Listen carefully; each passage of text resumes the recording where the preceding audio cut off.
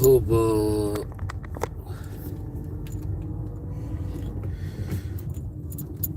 درود و عرض احترامات با تمام هموطنهای عزیزم، انسانهایی که نوا را میبینن.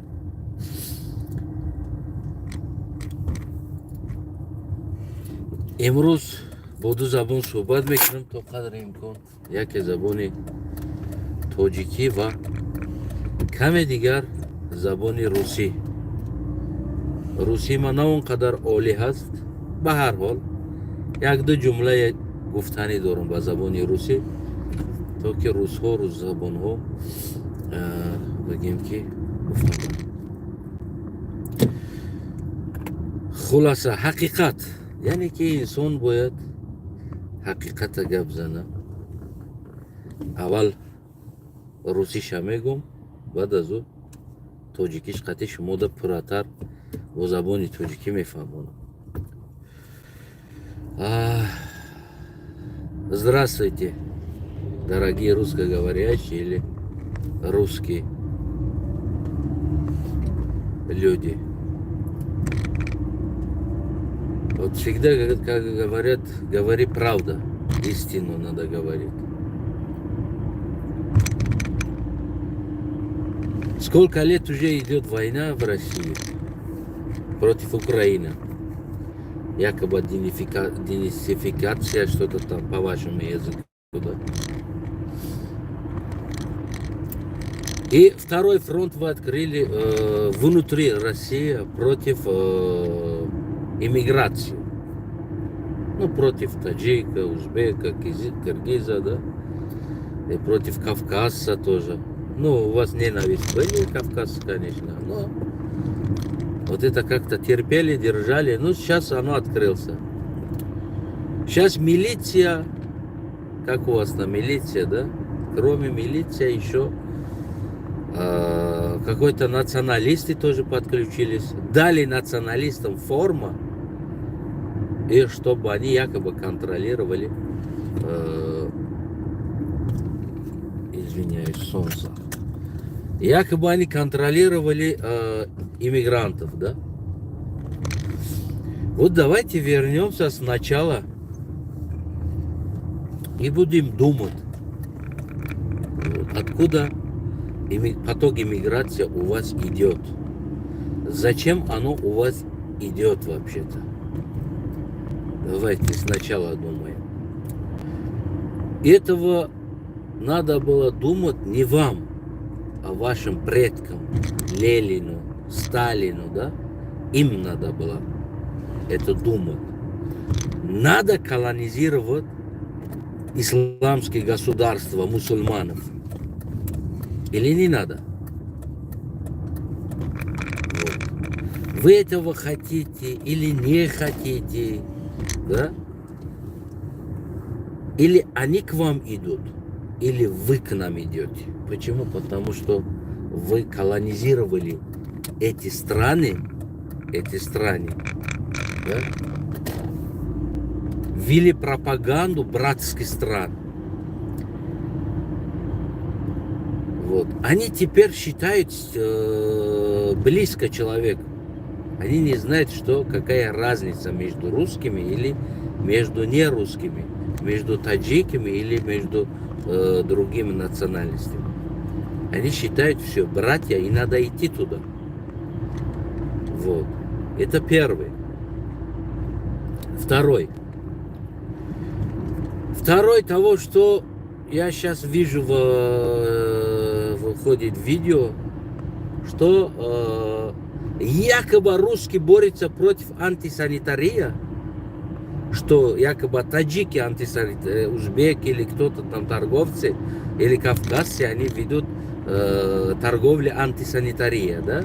Ну, я не знаю, если я правильно это слово сказал.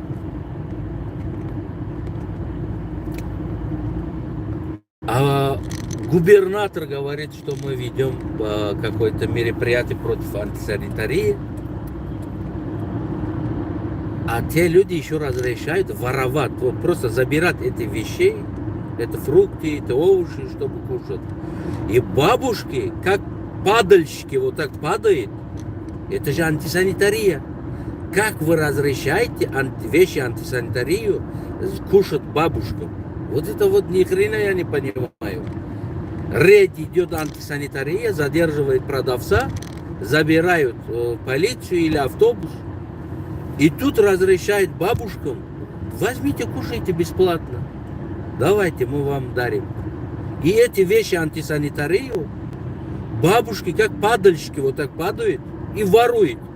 Вы вещи людей воруете, государство, и чиновники, и не знаю, другие, третьи, четвертые. Вы разрешаете народу воровать вещь, допустим, антисанитария, допустим, нет документа у человека, да? Вы задержали человека, вы должны охранять его вещь. Это у нас хионат говорят. Это непростительные вещи, которые вот просто вы воруете. Это вот открыто.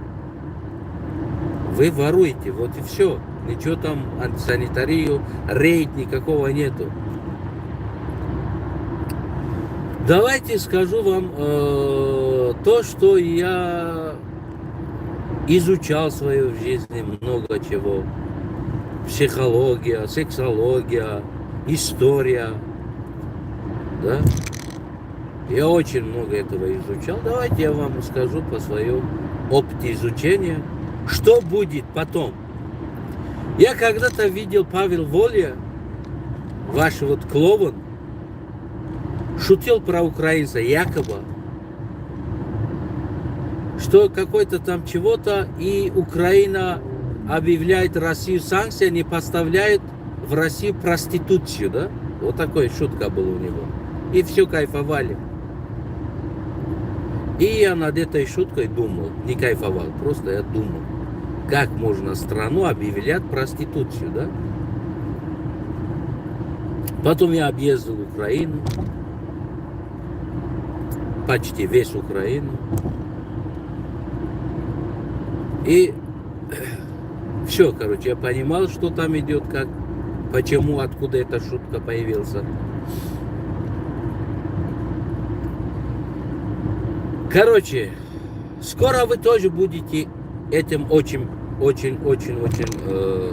масштабным заниматься. Почему? Потому что где идет война, вот после войны будете чувствовать. Я не могу просто это слова прямо вот сказать по-русски, да, но вы будете чувствовать. Почему? Потому что нет мужиков, женщин это не электрический, чтобы когда заряжаешь работает, она работает. Организм требует. Вы хотите этого, не хотите этого, оно идет. Вот 1 миллион людей убивали ради денацификации, да? И теперь ваши 1 миллион женщин остался еще незамужним. 1 миллион девушки, еще им потребуется муж. Надо замуж выходить. Хочет. Или нет муж, то она идет на проституцию. На одноразовый, скажем, секс. Ты этого хочешь или не хочешь, оно и будет. Вот.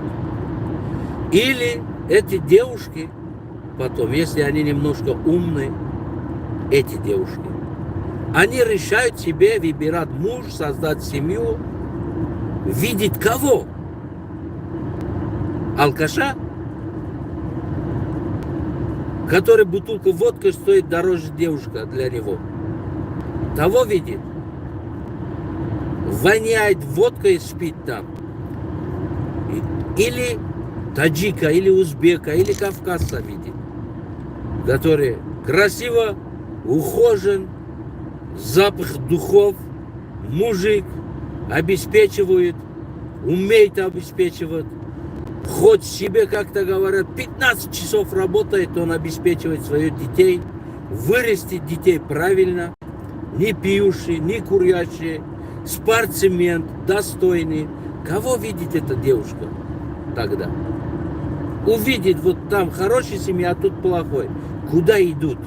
Туда. Да. Хотите, не хотите, ваши, например, дальнейшие девушки, они выбирают себе узбека, таджика, киргиза, казаха, кавказца, чеченца, выбирают, будет готова 10-й жены стать, но для кого? Для правильного человека. Ну, не считайте, это я по-психологически просто, то, что свой опыт, я говорю вам.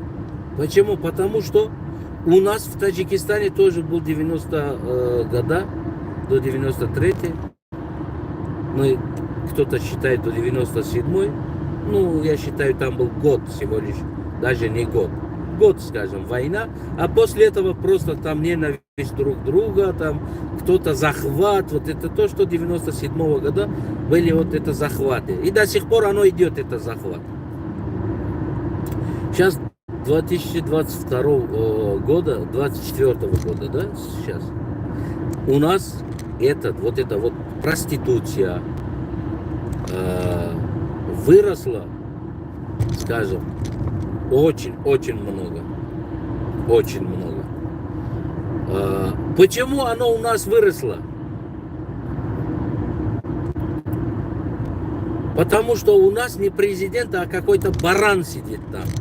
Потому что оно понимает, что надо сохранить национальностью, надо это делать, да? И принимает какой-то закон, чтобы человек женился один. Ну, наши таджикстанские народы, это как-то говорят, и туфтела делали его в законе. Они секретно женятся, 2-3 жена имеет каждый мужик. Этого ему мало хочет, не хочет. Да, по закону один, туда-сюда. Вот поэтому у нас пошло вот это вот конфликт. Если у нас было бы разрешено, вот открыто, нормально, возьми 3, 4, 5 жена, без проблем, да? У нас не было бы этой проблемы сейчас. Мы решали бы эту проблему проституцию. У нас не было проституции. Но у нас росло на 10 раз больше вот эта сфера. Поэтому у нас правитель, долбоеб или, я не знаю, вот скажем, послушник чей-то, вот именно. Вот примерно Чечения, да? Столько вы убивали, столько вы бомбардировали, да? Как это, бомбали, да? Все убивали. Оно выросло за короткий период вдвое больше выросло, да? Вот. Давайте вопрос зададим. Как? Почему в Чечении, например, да, не пошло проституция? Оно не пошло. Потому что там правитель, люди, и они старшие люди, они понимали, как решать эту проблему. У нас эта проблема, вот в исламе, все решено. 2 на 2, 4. Решено. Возьмешь 4, конкретно, все. 4 жена обеспечена, ухожена, защищена и рожает 4 для тебя. Вот будет, каждый рожает по 2, у тебя будет 8 детей. Все, уже 8 раз умножается. А если, извиняюсь, вы рожаете, как-то говорят, 35-50 лет один ребенка, то это народ считается уже исчезающим. Так что вы не можете это бороться, хоть миллион ваших националистов, чем вот это на улице пускать, чем вот это воевать, чем, я не знаю, драться, да? Лучше их надо учить, как правильно жить, брать пример от таджиков, от узбеков, от кавказцев, от чеченцев, брать пример. Не надо пить, не надо бухать, надо верить Богу, надо быть семьянином, надо работать, надо сделать 2-3 жена. И вот тогда вы, как-то говорят, выходите из этой ситуации. А если ваши мужики считают вот эту бутылку водка дороже, все, закройте алкогольные магазины все алкоголь, налог алкоголя поднимайте по 30 раз, 40 раз, вот пусть будет как Европа, например, бутылка водки стоит, если за это 2 бутылки водки купить, лучше месячный продукт делаешь. Вот так вот Европа вот решила эту проблему, вот этой, ход рожает 1-2 детей, они, почему? Потому что они полностью запретили на улице пить, запретили, скажем, вот, поднимали цену, очень дорогой сделали водку, вот, и люди не позволяют себе каждый раз, запретили все самогонные, кто сам гоняет этот, закрыли, жестко статья. Вот тогда немножко вот начал подниматься Европа. Это вам, я не очень хорошо разговариваю на русском, но все равно как-то пытался объяснить. Ваша борьба бесполезна. Вы выгоняете таджиков от узбеков, таджиков от России. Завтра ваша девушка бегут к ним. Вы этого хотите или не хотите? Ваши девушки завтра бегут к ним, туда. Таджикистан, Узбекистан, Киргизстан. Они бегут туда. Выходить замуж. Вот найдет через интернет, через чего-то знакомые, звонит, вот они знакомятся, они идут туда, выходят замуж, принимают обычаи ихние, религию, все, выходит замуж. Бесполезно.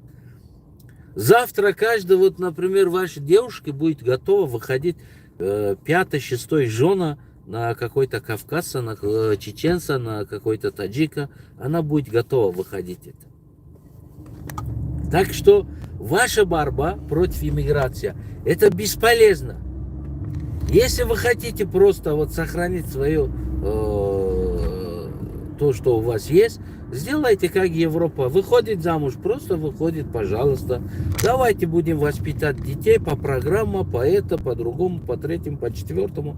Вот. Он чувствует, этот ребенок растет, как, например, европеец. Да? Поэтому у вас правители не умеют решать проблему. Я вижу, у них очень грамотность 0%.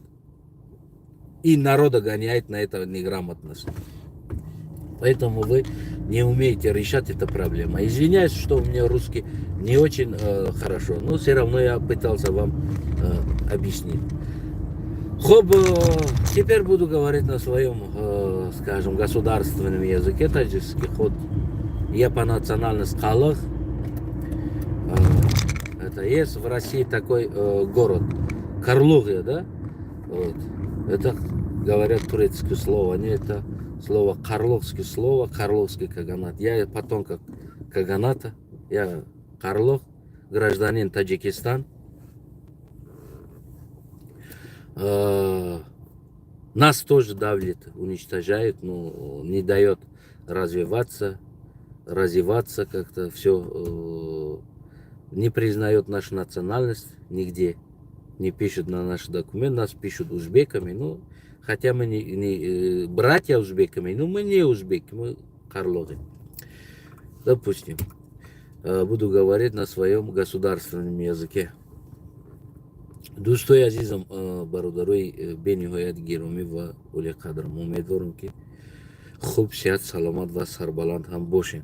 باز هم بار دیگر برای شما درود و عرض و احترامات با هر یک شنونده.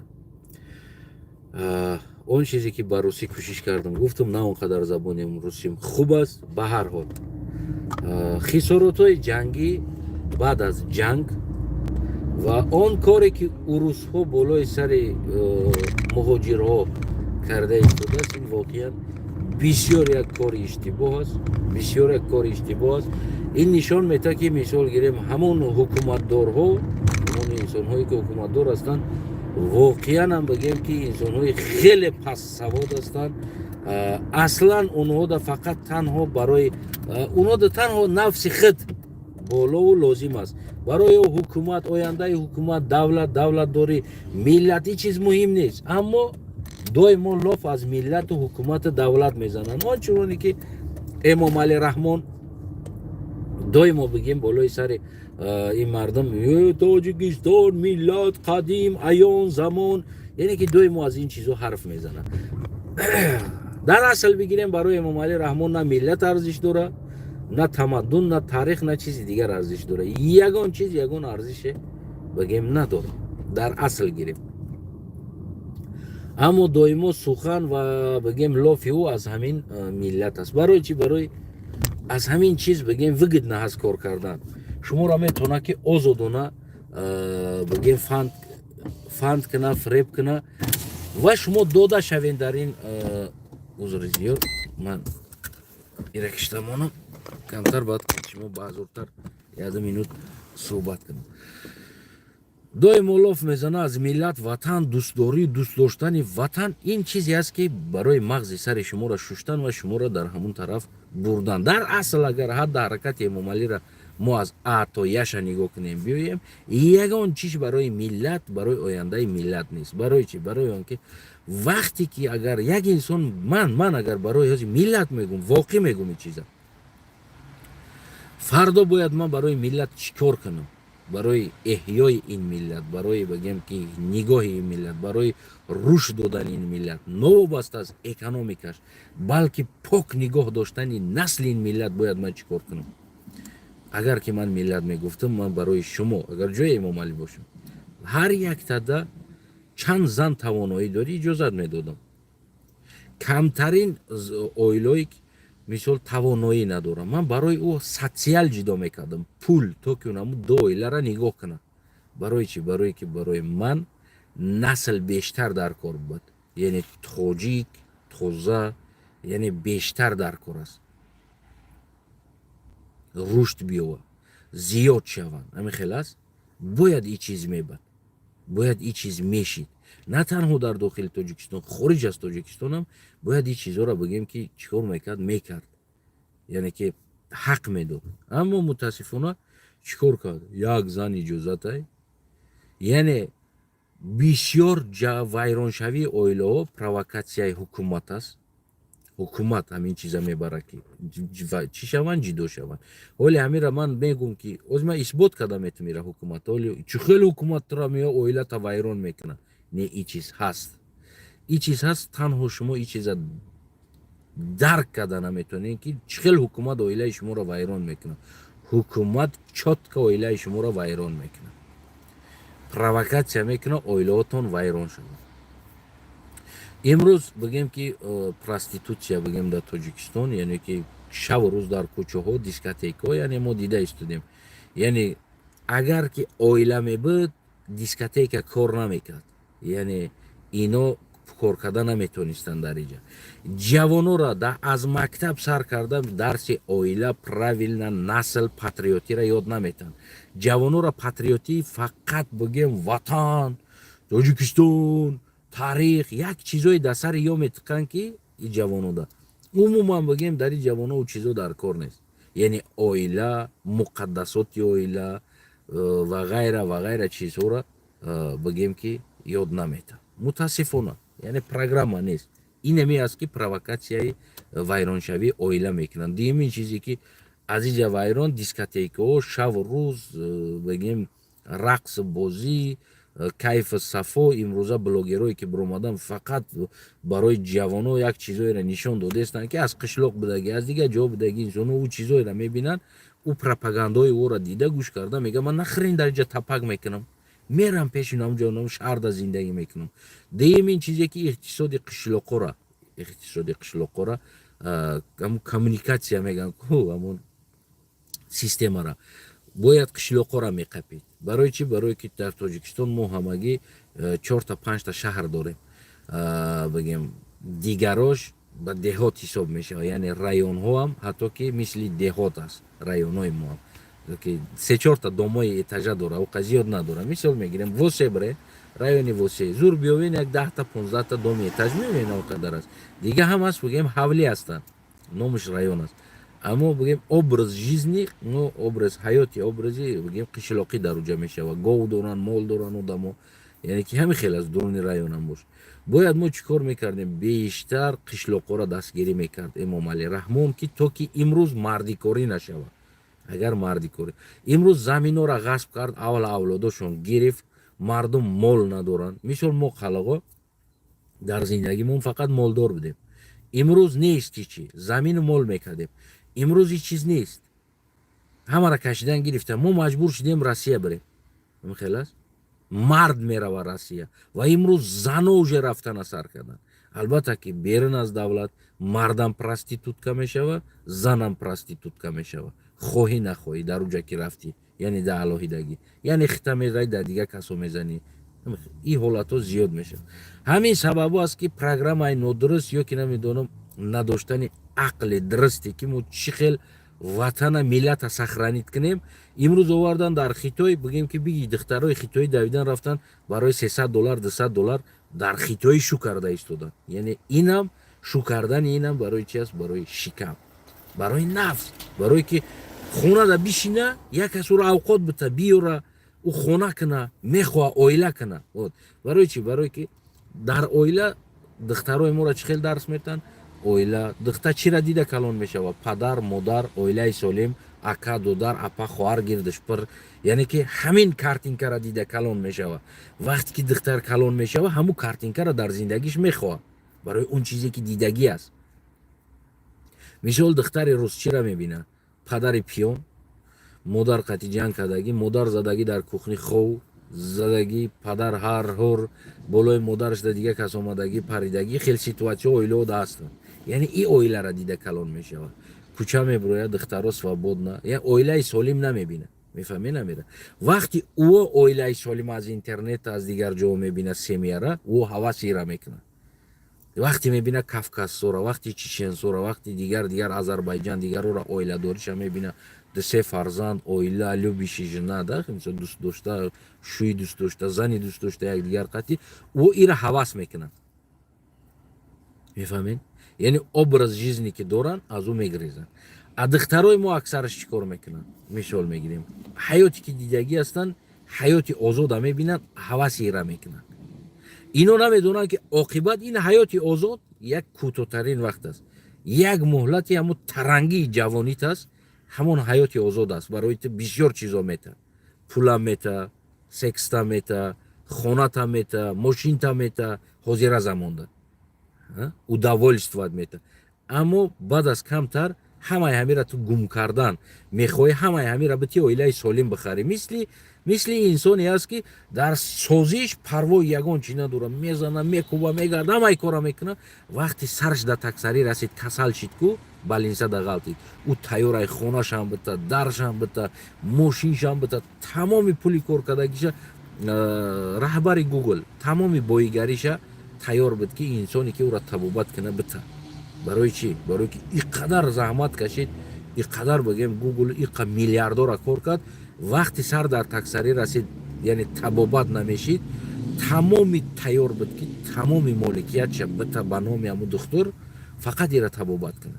هیچ که نتونست تبابت کرده. زندگی اویله هم همی است. در جوانی هم را کار میکنی، وقتی که بیمار شدی سر در تکسری زد، همون دختر هم بچه هم باشه، او چی کار میکنه؟ یعنی او تیار است که تمامی مالکیتش بده برای بالای سری او یا شوهر سالم باشه، سرش بقپه، داروش بده، بره پاش مساج کنه. مثال میگیریم اوقاتش بده. یعنی این چیزا ده. او دیگه دیسکوتیک بدگی اومده ده اوقات نمیتن، این سرش نمیقپه. این همش جورگی، رفیقی، کیف صفا، ایو همون وقتای خیچه داره. تا همون زینه کیف صفا ده، همه کیف صفاگر جورت است. وقتی در زینه تکسری بالینسا در سرت است، دیگر او جورات خطید نیست. همدردیت باز هم بیمارها میشود. خیلی زیق نشه سوز میشه میگه با همدردت بیمار میشود، یا بیماری دیگه همدردیت میشود.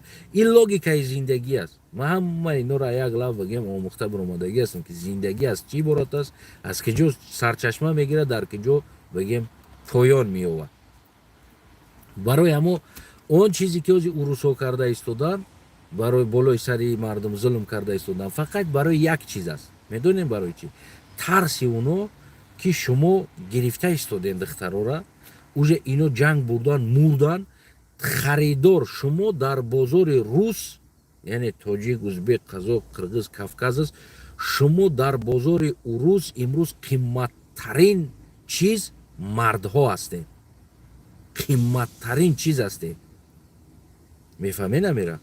برای همون اروس حاضر همون ناتسیونالیستاش خصوصا این برنامه های ناتسیونالیست هایی که در پارلمان ششتگی هستند برای پایانشون اجازت میتن. امروز ناتسیونالیست ها فرما پوشیدگی است در یک حکومت ناتسیونالیست کوچرک کنترل حکومت در دست ناتسیونالیست ها زدگی است. امروز پوتین هم فن کردن استوستا اومدن تو همونجا یا که پوتین هم خودش یا ناتسیونالیست دیگر است. امروز شما قیمت ترین بگیم در بازار روسیه مردها هستند. برای اینقدر مردن او خدخترو یعنی میمونن. اونو دا اویله در کار است، شو در کار است، هیچ نبودنده. فهمیدی؟ برای همو هم این ناتسیونالیستو اینو رشک است بالای شما، نه اینکه فقط شما یکم مشکلی داشته باشه. ما مشکلی هایی بگیم که همون اگر ایرا مشکلی دونن پس ما از همون ازل این مشکلی را داشتیم. خب امروز شما را میخوان سر کنن، پس بیا ما هم او را سر میکنیم. بگیرین 201 دیویزیاتونا، بگیرین چیز چوراتونا برین. اما متاسفانه وقتی حکومت داروهای ما در نکاه اینا هستند این کار کردن نمیتونن. وقتی که حکومت داریت در همین حالت خاموش است پس انیق بدون که حکومت داریت در نکاه حکومتی او است.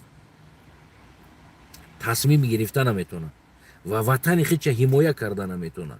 و این مستقلی که میگه امام علی رحمان این چیز دروغ بودگیش این همیجا معلوم میشه. یگان مستقلی ما نداریم. اگر ما مستقلی می داشتیم ما حمایه شهروند میکردیم. امروز تاجیک در این روز بزنه و امام علی رحمان در اونجا رقص بازی یا نمیدونم در سخنرانیش برای بگه که ما تمدن داریم، ما قدیم هستیم، ما دولت داریم، ما دموکراتی و صاحب استقلال مستقل هستیم. این کلمه را میگه. اینا همش دروغ هستند. این کلمه ها باید حرکت هم داشته باشه، نه سخن خالی. فقط مردم همه برو رقص میکنه. او چند رقصایی که پروپاگاند برای پروپاگاندا رقص میکنه.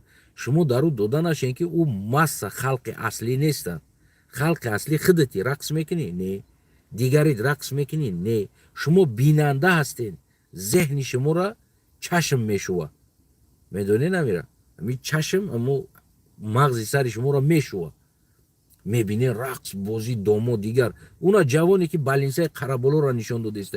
سگا را ببینین در دوران بالینسه میگه موش رنگ پشکه گشته ایستاده است. لیفت پولاکی بالینسه قرابولو سنتر دوشنبه.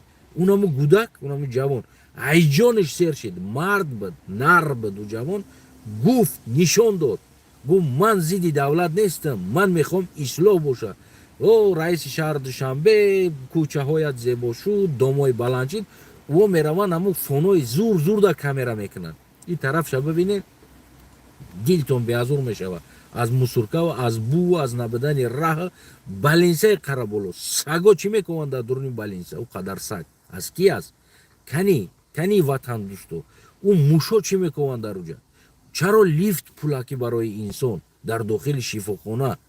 چرا این لیفت پولاکی؟ او جزیره آنتی سانیتاریه. چرا خیلی است در داخل یک وطن؟ شما خودتون ببینید قضاوت کنین که این همه کاستوم برو که میلیون سومونه امام علی، میلیون 100 میلیون دلار سمالیات امام علی است که جا آمده ایستاده است. چرا وطنی که خراب است اینقدر او نبیره امام علی را ببینین و شرایط و کیف صفاشه از که جا هستی؟ چرا این چیزا میشه و در حالتی که قدر ما جایی بگیم که خراب داریم آباد کنیده اما یا در برای کیف صفاش استفاده میبرن. اینو باید شما قضاوت کنید.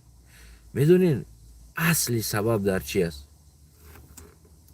چه شما را زور و پراولیت میکنن؟ اینترنت چیزای رقص بازی کنسرت کینو نمیدونم. شما هشتون با همو عمرتون میگذره.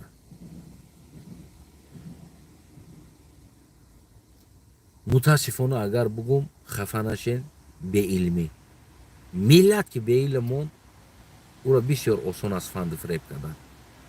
امروز برای پوشیدگی لباسی رستم جوانای تاجیکستان کیف میکنن. میگه ببین برای سوار شدگی ماشین اسماعیل بلاگرها میبرن میگن که نه ما هم داریم خیلی ماشین. میفهمین؟ دنیا ببینه ما داریم یه ایت نیست و کسی دیگر است. یعنی مال کس قطع فخر میکنن. اینا مو سامالیوت داره پرزیدنتی مو این بات دخالت نداره.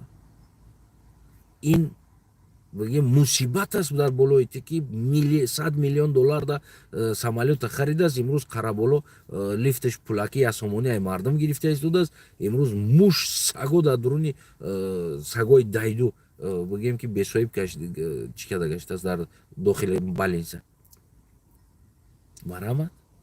اینه وطن دوستی ممالی است. امروز اینه روز اینه جا آوردگیش. اما اگر این انسان اگر برای وطن میبد یا پوتین برای وطنش میبد هیچ وقت جنگ با ملت یا جنگ ببین ناسیونالیست های روسو جنگ دارن ملت را سر کده ایستادن تا که دختراشون نگیرن نه که یا ایلاج ندارن. تاجیکستان چیکار کرده ایستاده است؟ تاجیکستان میدونه که جوانای ما دخترای خودمون میگیرن نگاه میکنن زده جوانو را سر کده خیتایی را آوردگی است. یک زن قانون قطعی اجازه دادگی است تا که دخترای بیشوگی را مجبور شوند خیتایی دا برسن. مجبور شوند خیتایی دا برسن دیگه ایلاج ندارن یا که دیگه ملت دا برسن دیگه ایلاج نیست. برای که نمیتونه یک جوانی تاجیک دو سه تا بگیره بگیم بالای سرش دا سویابان شوه و قنات شوه برای اویله یک اویله سالم کنه فرزندای بسیار کنه. گفت همون گپو سالم تربیه سالم قطعی فرزندا را نگاه کنه نمیتونه این کار کنه. برای قانون با مطابق عقل امام علی نشان اجازت نمیده. بود برای چه امام علی رحمان دشمنی ملت است میدونین برای نه چیزو دشمنی ملت است. امروز همون ناسیونالیست روس از امام علی دیده بگیم رشکش برای زناش بالا است. امام علی یگان رشک نداره یگان چیز نداره. رشک امام علی در حکومت است. برای ملت برای ارزش نداره. میدونیم برای چی؟ برای آن که این انسان خودش پدرش نامعلوم است. امروز ایزا میکشه گفتن پدرش نه یعنی که از چی میشه و معلوم میشه این خودش که نامعلوم زاده هست. امروز میخواه همین نامعلوم زاده را در داخل ملت اوج بده بسیار کنه تو که همین تهانه یا که همین چیز نشوه که مثال امام علی رحمان نامعلوم زاده بود کو یعنی همین چیز نشوه. برای همین چیز رشد میده. اگر در یک جای یک گی قدرت دا بیویه گی را رشد میده. این چیز یگان پنهانی نداره. هر خصلت بیویه بالای سر یک ارتیست بیه ارتیستی را رشد میده. نمیدونم یک دیگر چیز بیه و دیگر چیز را رشد میده. هر یک انسان همون خواستی خودش رشد میده. میفهمی؟ برای چی مثال گیریم در چچنیا مثال 3-4 زن گرفتن که پالوژنا نیشتیک است. برای چی؟ برای اینکه خودی رمزان قادیرов یعنی رهبر همون کشور یعنی همین چیز балечкиш аст дора ҳамин хел 3-4 та дора мардак мехоҳа ҳама 3-4 таи дошта боша кадоми палис қатӣ тикт накуна ки 4 зан гирифти ё тари кор карди яъне ҳамун равно худаш қатӣ мекунад ва халқам ҳам хел равно рафта истодааст. аз бас ки имом али худаш номаълумзода ҳаст имрӯз мехоҳад миллата номаълумзода кунад. мефаҳмед намеда ин логикаи оддӣ ҳаст.